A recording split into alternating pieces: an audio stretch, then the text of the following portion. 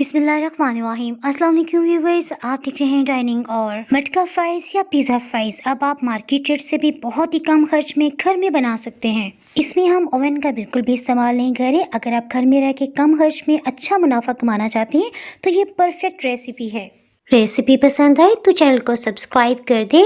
Bell icon को all पे कर देने से आपको वीडियो का नोटिफिकेशन सबसे पहले फ्री में मिल जाएगा। इस मज़ेदार सी रेसिपी को बनाने के लिए हमने तकरीबन आधा किलो आलू लिए हैं। इसमें नमकीन आलू इस्तेमाल होंगे, ऐसे आलू जो अंदर से लाल या फिर जर्द हों। आप दोनों का इस्तेमाल कर सकते हैं, लेकिन मीठे आलू का बिल्कुल भी इस्तेमाल ना कीजिएगा। आलू को अच्छी तरह से धो लेने के बाद इसका छिलका उतार लेते हैं। ये वीडियो आप स्किप ना कीजिएगा। इंशाल्लाह इस वीडियो में आपको क्रिस्पी फ्राइज बनाने की सभी टिप्स मिल जाएंगी। इसमें हम दरमियाने साइज के आलू का इस्तेमाल कर रहे हैं। लेंथ वाइज काट लेने के बाद इसे आलू को इस तरह से काट रहे हैं कि ना ये बहुत पतले हों और ना ही बहुत मोटे। आलू को बार बार धोने की बिल्कुल भी जरूरत नहीं है। फर्स्ट बैच के लिए तो हमने आलू काट लिए है ना। सो अब हम नेक्स्ट प्रोसेस की तरफ बढ़ते हैं। 2 लीटर तकरीबन ढेर सारा पानी हम एक बर्तन में डाल रहे हैं। हीट को मीडियम हाई रखते हुए इसमें एक अच्छा सा उबाल आने देंगे। उसके बाद हम पानी बॉइलिंग पॉइंट पे आ गया। सो अब हमने हीट को लो कर दिया है और इसमें कटे हुए सभी आलू को डाल लिया है। खुली परात या फिर प्लेटर में हम किचन टॉवल को फैला रहे हैं क्योंकि कुछ ही देर में हमें इसकी जरूरत पड़ने वाली है। उबलते हुए पानी में हमने आलू को तकरीबन 1.5 मिनट यानी 1.5 मिनट ही रखा है। आलू बहुत सख्त गर्म है, सो इसकी कुकिंग प्रोसेस को रोकने के लिए रूम टेम्परेचर का ढेर सारा पानी हमने इसके ऊपर डाल दिया है। पानी को अच्छी तरह से छटक लेने के बाद अब हम इसे किचन टॉवल पे फैला के डाल रहे हैं। सेकंड बैच के लिए आलू भी हमने साथ ही काट लिए थे। इससे पहले मैं आपको बताती चलूं, पानी इतना गर्म है कि बिल्कुल लो हीट पे भी इसमें अच्छे उबाल आ रहे हैं। आलू को इस तरह से उबलते हुए पानी में रखने की वजह से देखिए सभी स्टार्च इसका निकल आया है। इस प्रोसेस की वजह से इंशाल्लाह फ्राइज पे बहुत खूबसूरत रंगत आएगी। आलू हम साथ साथ काटते हुए डाल रहे हैं ताकि इनकी रंगत ज्यादा काली ना हो।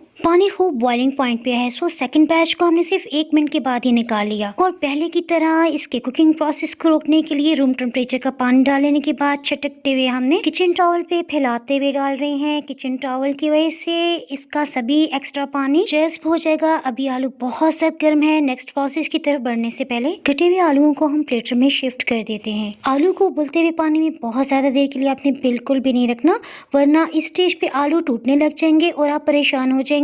आलू पर से सभी नमी खत्म हो चुकी है। अब हम इसमें आधा कप सादा मैदा शामिल कर रहे हैं। अगर आपके पास मैदा ना हो तो आधा कप आप कॉर्नफ्लोर भी डाल सकते हैं। चाय की चम्मच नमक डालते हुए खूब अच्छी तरह से इसे मिक्स कर लेते हैं। मैदे या कॉर्नफ्लोर की वजह से ये एक्स्ट्रा क्रिस्पी बनेंगे। आलू तो फ्राई करने के लिए बिल्कुल रेडी है, लेकिन अभी हमने इन्हें फ्राई नहीं करना, नहीं रूम टेम्परेचर भी रहने देंगे। इसके साथ जूसी लेकिन चटपटा सा चिकन टिक्का बनाया जाता है। सो इसके लिए हमने चिकन की पहले से कटिंग करके रख ली थी। इस रेसिपी में हम चिकन का एक फिले इस्तेमाल करें। ये तकरीबन 1/2 पाउंड और 300 ग्राम्स के आसपास है। चिकन पीसेस का साइज छोटा रखा जाता है ताकि हर बाइट में फ्लेवर आए। पिज्जा की कोई सी भी रेसिपी हो, ऑयल इसमें बहुत कम मिकदार में जाता है। सो 2 से 3 टेबलस्पून हमने ऑयल डाला है। ये मजेदार सी रेसिपी मेरी भांजी सानिया बना रही है और मेरा काम सिर्फ साथ खड़े होकर गपशप करने वाला है। हीट को मीडियम लो रखा हुआ है। चिकन को सबसे पहले भून लेते हैं। इस तरह से इसमें जो भी स्मेल होगी ना वो खत्म हो जाएगी। हीट की वजह से सबसे पहले चिकन की रंगत बदलती जा रही है। मेरे ख्याल है 1 चाय की चम्मच भर के लहसुन अदरक का पेस्ट भी शामिल कर देते हैं। इस तरह से दोनों की बुनाई एक ही टाइम पे हो जाएगी।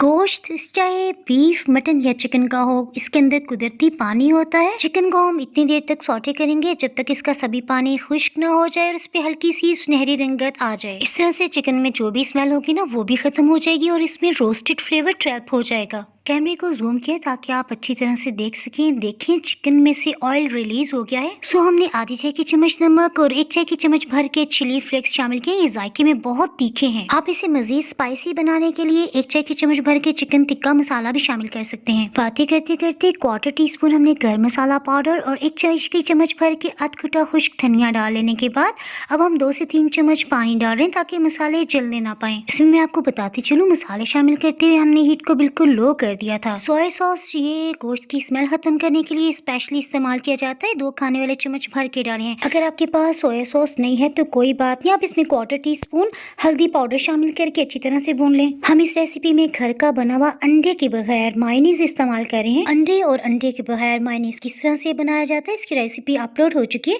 अगर आप इसकी रेसिपी देखना चाहें तो ऊपर आई बटन में आपको इसका लिंक नजर आ रहा होगा, उसे क्लिक करके ये रेसिपी जान सकते हैं। पिज्जा फ्राइज में एक टेस्टी सा सॉस इस्तेमाल होता हैं। इसके लिए आधा कप हमने मायोनीज लिया है। चिली गार्लिक केचप ये आधा कप है। अगर आपके पास प्लेन केचप है तो आप वो भी यूज कर सकते हैं। थोड़ा सा इसे स्पाइसी टच देने के लिए हम चिली गार्लिक सॉस इस्तेमाल करें। इसमें रिच और क्रीमी फ्लेवर लाने के लिए हम तकरीबन 3 से 4 table spoon dairy milk cream डाल रहे हैं। इसे खूब अच्छी तरह से मिक्सअप कर लेते हैं। डाइनिंग और चैनल पे आपको ट्विस्टेड पिज्जा के साथ साथ ब्रेड पिज्जा, कबाब पिज्जा, चिकन टिक्का पिज्जा के साथ साथ पिज्जा हट सैलेड की रेसिपी भी मिल जाएगी। सॉस को साइड पे करते हुए अब हम साथ ही चिकन को देख लेते हैं। चिकन में हमने 1 कप पानी डालते हुए कवर कर लेने के बाद हीट को लो कर दिया था। ये देखें तकरीबन इसका पानी खुश्क हो चुका है। देखा झटपट से हमने घर के मसालों से चिकन टिक्के तैयार कर लिए। चिकन के जायके में मजीद इजाफे के लिए हम नींबू का इस्तेमाल कर रहे हैं। गोश्त में से पानी तो तकरीबन खत्म हो चुका है ना, सो हमने हीट को लो ही रखा हुआ है। नींबू का रस हम इसमें 2 खाने वाले चम्मच डाल रहे हैं। अगर आपके पास ये ना हो तो आप इसमें 1 टेबल स्पून सिरका भी डाल सकते हैं। अब मजीद चिकन को बस इतना ही पकाएंगे कि इसमें से नींबू का रस बिल्कुल खुश्क होके चिकन में जज्ब हो जाए। चिकन टिक्के तो रेडी हो गए, सो हमने हीट को ऑफ कर दिया। इसके साथ ही गर्मा गर्म हम फ्राइज बना लेते हैं। ऑयल को कितना गर्म होना चाहिए इस सिलसिले में मैं आपको बता दूं, सिर्फ 2 मिनट तक हमने मीडियम लो हीट पे ऑयल को गर्म किया। उसके बाद हीट को हमने मीडियम से थोड़ा कम रखा हुआ है। फ्राइज डाल लेने के बाद तकरीबन 3 से 4 मिनट तक हमने बिल्कुल भी चम्मच नहीं चलाना, ताकि मैदे की जो हमने कोटिंग इस पे लगाई है ना, वो इसकी सतह पे अच्छी तरह मजबूती से चिपक जाए। तकरीबन 4 मिनट के बाद चिप्स ऊपर की सतह पे खुद बहुत से तैरने लग जाएंगे, यानी अब ये हल्की हो चुकी हैं, कोटिंग अच्छी तरह से चिपक चुकी है। सो तभी आपने फर्स्ट टाइम इसे टर्न करना है। तकरीबन मीडियम लो हीट पे 10 मिनट के अंदर इन पे अच्छी सुनहरी रंगत आ गई है और फर्स्ट बैच तैयार हो गया। फ्राइज को निकालते हमने हीट को बिल्कुल लो कर दिया था ताकि टेम्परेचर बिल्कुल मेंटेन रह सके। अब हम फ्राइज के सेकंड और लास्ट बैच को इसमें शामिल कर रहे हैं। मैरिनेटेड सभी आलू को शामिल कर लेने के बाद जब देखा तो ये एक ही जगह इकट्ठे से महसूस हो रहे थे। सो अब हम इसमें चम्मच नहीं चलाएंगे और थोड़ा सा पैन को पकड़ते हुए अगर आप इस तरह से घुमा लेंगे ना, तो फ्राइज पे से कोटिंग बिल्कुल भी नहीं उतरेगी। पहले की तरह सेकंड बैच पे भी हल्की सुनहरी रंगत आते ही हमने निकाली है। फ्राइज को मैरिनेट करते हुए नमक तो हम पहले शामिल कर चुके हैं ना, सो चाट मसाला 1 चाय की चम्मच और 1/4 टीस्पून लाल मिर्च पाउडर से तीखा सा जायका आ जाएगा। मसालों को अच्छी तरह से मिक्स करते हुए याद आया कि फ्राइज पे एक स्पेशल मसाला रेस्टोरेंट्स में लगाया जाता है, जिससे फ्राइज के टेस्ट में 100-200 गुना इजाफा हो जाता है। उसकी सीक्रेट रेसिपी अपलोड हो चुकी है, ऊपर आई बटन में आपको उसका लिंक मिल जाएगा। मटका फ्राइज की सैम्पलिंग के लिए हमने खूबसूरत सी रोगनी छोटे साइज की हांडी ले ली। जी जनाब, इसे मटका तो नहीं कहा जा सकता ना। अंदाजन फ्राइज की आधी क्वांटिटी हम इसमें लगा रहे हैं। मेरे ख्याल है थोड़ा सा लेवल में कर लेते हैं, उसके बाद ढेर सारा इसमें सॉस डाल देंगे।